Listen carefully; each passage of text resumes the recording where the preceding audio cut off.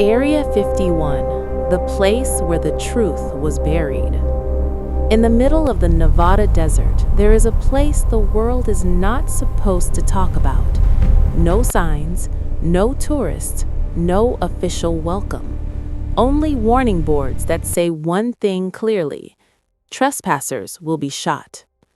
This place is known as Area 51. For decades, the U.S. government insisted that nothing unusual happens there, just aircraft testing, just another military base. But history tells a very different story. It begins in 1947. Something fell from the sky near Roswell, New Mexico. At first, the military called it a weather balloon. Newspapers repeated the statement. The case was closed, except witnesses disagreed. They described a disc-shaped object, metal that didn't burn, debris that didn't look human-made, and bodies, small, not human. According to multiple researchers, whatever crashed near Roswell was quietly transported under heavy security to a classified location in Nevada. That location was Area 51. From that moment on, secrecy became absolute. The airspace above Area 51 was closed. Satellite images were blurred. Employees signed lifetime non-disclosure agreements. Many who worked there disappeared from public records entirely. And then, someone spoke. In 1989, a man named Bob Lazar went on television and made a claim that shook America. He said he worked inside Area 51, not as a janitor, not as a guard, but as a scientist. According to Lazar, his job was to reverse engineer alien spacecraft. He claimed there were 9 non-human flying vehicles stored inside underground hangars. Their technology, he said, was far beyond anything humanity had created.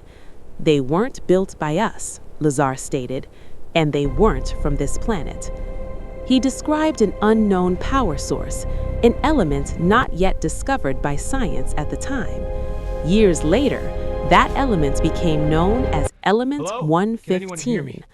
Coincidence or a leak of classified truth?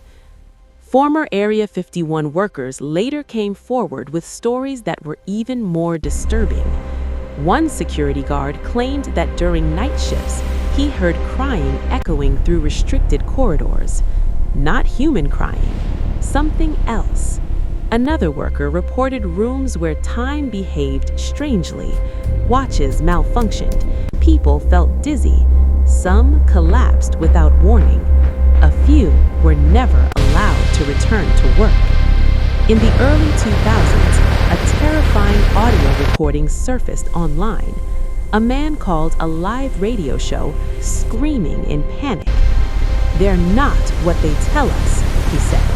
"The beings, they're extra-dimensional." The call abruptly cut out. Moments later, the broadcast went offline. Officials blamed a technical error. Listeners weren't convinced.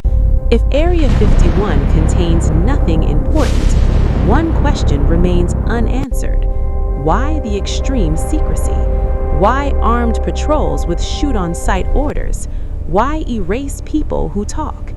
In 2019, the world joked about it. Storm Area 51. They can't stop all of us. Millions clicked going. The government didn't laugh. Instead, they issued a warning. Military force will be used because some doors are not meant to be opened. Even today, locals in Nevada report strange lights in the night sky, objects that move silently, shapes that accelerate beyond known aircraft limits. No sound, no explanation, just disappearance. Area 51 still exists, hidden, guarded, awake, and the most disturbing thought of all, maybe the truth isn't that aliens visited us. Maybe they're still here, and maybe Area 51 isn't keeping them out, it's keeping them in.